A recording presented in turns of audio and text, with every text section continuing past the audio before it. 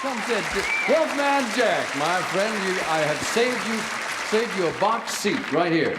This one happens to be soaking wet. No, it isn't either. I thought it was a Santa Claus joke. How are you? Well, I certainly feeling good. If you got about a half an hour, I'll tell you exactly how good I'm feeling. Oh, no, not on this show you can't.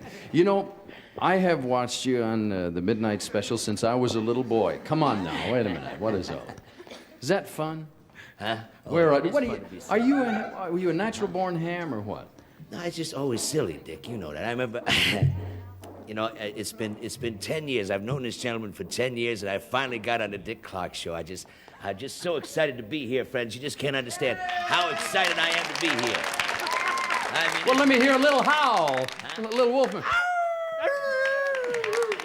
Have mercy, baby. You know, I've tried to talk like you talk for 100 years. Did that come naturally, or did you just gargle with razor blades, or what? Well, I tell you, it was when my mama stopped dressing me in little girls' clothes that my voice really changed. But now I just sleep with my beard in my mouth. You are a strange person, Jack. How are you going to spend Christmas?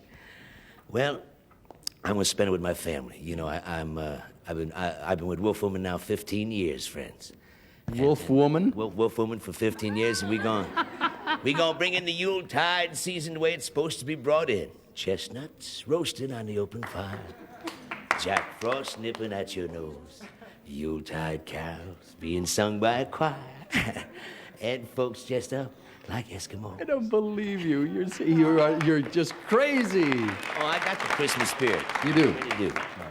Can you see him walking into a party? I want you to meet Mrs. Wolf. What is it? Wolfwoman? Oh, but Wolfwoman's very pretty, though. You know, I've been trying to get her in magazines and stuff like that so she'd show herself off, but she ain't ready for that yet. Oh, not ready? Are you ready for my audience here? Because they're going to interrogate you. I'm ready. Are you ready for the interrogation? Ready. Who's got the first number one type question over here? Raise your hand. Who's got number one?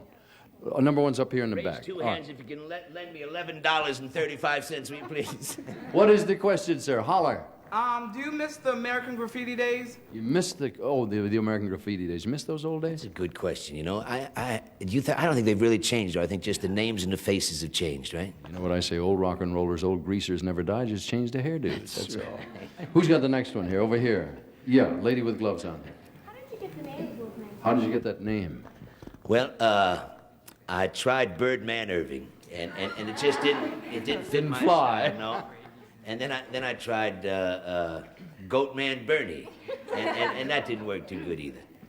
And then I looked one day. I remember I was looking through the New York telephone directory, and I noticed there was no name in there called Wolfman Jack. So that's the name I decided to use. I don't believe a word of it. I remember the first night I ever heard this man howling on the air, and I said, "What is that, man? I'm off in the middle of the desert. And you're coming through 50,000 clear watts. How many stations you on now?"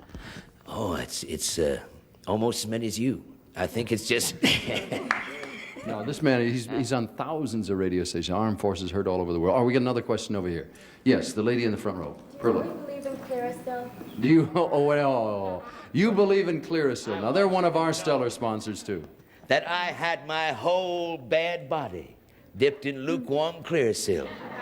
Before I came out here, I was feeling so good. Now, I ain't had no blemishes in a long time, but I seem to be walking just a little funny, if you can see that. Will you get over here? You're going to lose us both the account at this rate. Who's the next one? Disco Kid here. If you weren't on the screen or on the radio... If you weren't on the screen or the radio, what would you be doing? Well, I think I'd either rather be a plumber or the President of the United States. I ain't decided which one I like the best. You have qualifications for both. You remember, Gabe Kaplan was here, and I said, "Who's your favorite comedian?" He said, "Gerald Ford."